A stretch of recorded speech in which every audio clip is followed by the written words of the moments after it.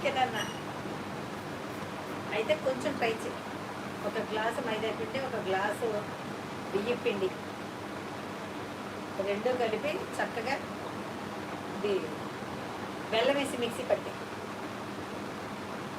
ఒక గ్లాసు మైదా పిండి, ఒక గ్లాసు బియ్యం పిండి మిక్సీ జార్లో వేసుకో ఫస్ట్.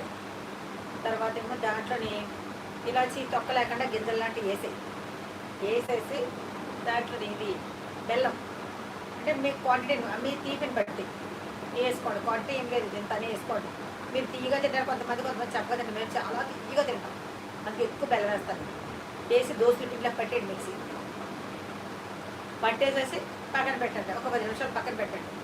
ఆ తర్వాత ఆయిల్ పెట్టండి. ఆయిల్ వేడెక్కిన తర్వాత గులాబీ పువ్వు గొట్ట ఉంది కదా, ఆయిల్లో పెట్టి ఉంచండి. 5 నిమిషాలు బాగా సలసలా మలుతుంది ఆ పువ్వు, అది పిండిలో ఉంచండి. ఆ పిండిని మరి చిన్న గిన్నెలో వేసుకోవాలి, చిన్న గిన్నెలో వేసి ముంచాలి గులాబీ పువ్వుని.